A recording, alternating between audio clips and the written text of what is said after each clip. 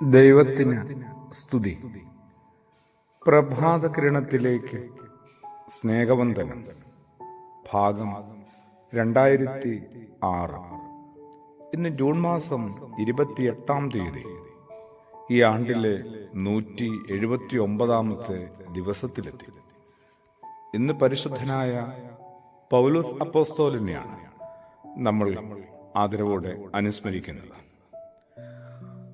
പൗലൂസിനെ ഓർക്കണോ അതോ സൗലിനെ ഓർക്കണോ എന്നൊരു സന്ദേഹം ഒരുപക്ഷെ ആർക്കും തോന്നിയേക്കാം. ഏതൊരു പുണ്യവാന്റെയും ജീവിതത്തില് ഒരു ഇരുള് പിടിച്ച ഭൂതകാലം ഉണ്ടാകാൻ സാധ്യതയുണ്ടെന്നും ഏതൊരു പാപിയുടെയും ജീവിതത്തില് വലിയ പ്രകാശം നിറഞ്ഞ, പ്രസാദം നിറഞ്ഞ ഒരു ഭാവികാലം കിടപ്പുണ്ടെന്ന് പറഞ്ഞത് ഗ്രീക്കിന്റെ എഴുത്തുകാരൻ കസൻസാക്കിസാണ്. പൗലോസ് അപ്പോസ്തലൻ അങ്ങനെയായി രൂപാന്തരപ്പെടുന്നതിന് മുമ്പ് ശൗലായിരുന്നു. ക്രിസ്ത്യാനികളെ, ക്രിസ്തു അനുയായികളെ, ക്രിസ്തുയേശുവിന്റെ കുഞ്ഞു കുഞ്ഞ് സമൂഹങ്ങളെ ഉന്മൂലനം ചെയ്യാനായിട്ട്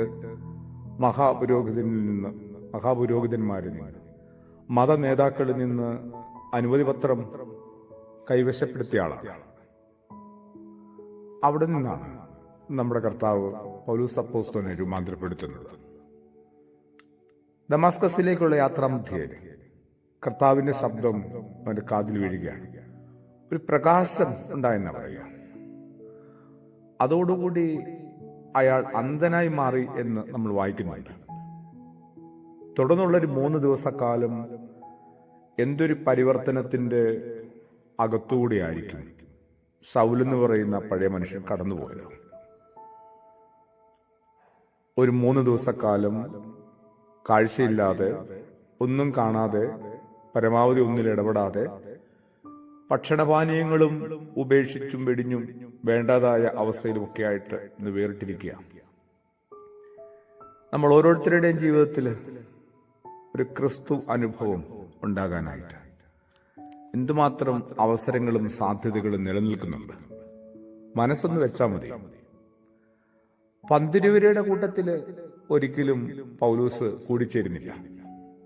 എന്നാൽ പന്തിരുവരിലെ പ്രമാണിയായ, തലവനായ പരിശുദ്ധനായ പത്രോസിന്റെ പേരിനോടൊപ്പമാണ് സുറിയാനി സഭ പൗലോസ് അപ്പോസ്തലനെ അനുസ്മരിക്കുന്നത്.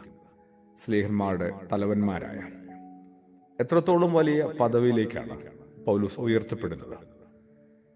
ഒരുവൻ ക്രിസ്തുവിലെത്തിയാൽ പഴയത് കടന്നുപോയി, കഴിഞ്ഞുപോയി, അവനൊരു പുതിയ സൃഷ്ടിയാണെന്ന് പൗലോസ് പഠിപ്പിക്കുന്നുണ്ട്. സ്വന്തം ജീവിതം കൊണ്ട് തന്നെയായിരിക്കണം. എന്റെ നിങ്ങളുടെയും ജീവിതത്തെ വീണ്ടും നവീകരിക്കാനായിട്ട് ഇനിയും ഒരുപാട് സാധ്യതകളുണ്ട്.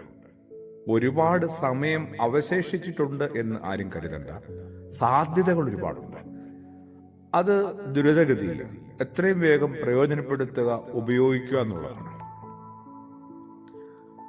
ക്രിസ്തുയേശുവിന്റെ ഒരു ധാർമ്മികമായ ആ ഒരു പ്രകാശത്തിലേക്ക്, അത്തരമൊരു അനുഭവത്തിലേക്ക് ഒരാൾ എത്തുന്നതോടുകൂടി അയാളുടെ പഴയ ജീവിത വീക്ഷണം, നിലപാടുകൾ എല്ലാം മാറിമറിയുകയാണ്. കുറെ കൂടി ഒരു നവീനമായ കാഴ്ചയും കിട്ടുകയാണ്. അനന്യാസിന്റെ അടുക്കിലേക്കുള്ള പൗലോസിന്റെ യാത്ര, അവിടെ നിന്ന് കിട്ടിയ ഒരു കൈവപ്പും പ്രാർത്ഥനയും കണ്ണിൽ നിന്നെന്തോ പൊഴിഞ്ഞു വീഴുന്ന പോലെ തോന്നും.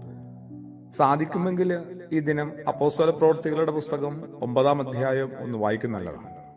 8-ാം അധ്യായത്തിലാവട്ടെ ശൗലെന്ന് പറയുന്ന കൊടും ഭീകരനായ മനുഷ്യന്റെ സഭാപീഡനങ്ങളുടെ വിവരണങ്ങളും കിട്ടും. സുറിയാനി സഭ ഈ ദിവസം ഇങ്ങനെ സ്ലീഹന്മാരെ അനുസ്മരിക്കുമ്പോൾ പ്രഭാതകിരണത്തിന്റെ കടന്നുപോയ 12 ദിനങ്ങൾക്ക് ശേഷം ഇന്ന് 13-ാം ദിനത്തിലേക്ക് പൗലോസ് അപ്പോസ്തലനോടൊപ്പം നമ്മൾ എത്തുമ്പോൾ സാധ്യതകൾ ഇനിയുണ്ട്. ഒന്നും അവസാനിച്ചിട്ടില്ല. ഒന്നും അവസാനിപ്പിക്കാനായിട്ട് പറ്റത്തുമില്ല. നമ്മൾ തയ്യാറാണോ എന്നുള്ളതാണ് ക്രിസ്തുയേശുവിൽ ഒരു പുതിയ ആളായി രൂപാന്തരപ്പെടാനായിട്ട്. കണ്ണും പൂട്ടി ക്രിസ്തുയേശുവിന്റെ സന്നദ്ധിയിൽ ഒന്ന് ധ്യാനിക്കാനായിട്ട് തയ്യാറാവുന്ന ഏതൊരാളുടെയും ജീവിതത്തിൽ ഇങ്ങനെ പുഴുവിൽ നിന്ന് പിന്നീട് എപ്പോഴും ഒരു പൂമ്പാറ്റ രൂപപ്പെടുന്നത് പോലെയും പറന്നുയരുന്നത് പോലെയും സാധ്യതകളുണ്ട്. അത് പ്രയോജനപ്പെടുത്താനായിട്ട് പൗലോസ് അപ്പോസ്തലൻ നിർബന്ധിക്കുന്നുണ്ട്. നിങ്ങൾ ക്രിസ്തുവിലൊരു പുതിയ സൃഷ്ടിയായിത്തീരുക. ഇടർച്ചകള്, ഇരുള് പിടിച്ച ജീവിതത്തിന്റെ ഭാഗങ്ങളുമൊക്കെ അവിടെ അവസാനിപ്പിക്കുക. അത് തീർന്നു. പുതിയൊരു പുലരിയിലേക്ക്, പുതിയൊരു ജീവിതത്തിലേക്ക്, പുതിയൊരു ദിനത്തിലേക്ക് നമുക്കും പ്രാർത്ഥനയോടുകൂടി പ്രവേശിക്കാം. പൗലോസ് അപ്പോസ്തലന്റെ മധ്യസ്ഥതയോട് ചേർന്നുകൊണ്ട്. ആമേൻ.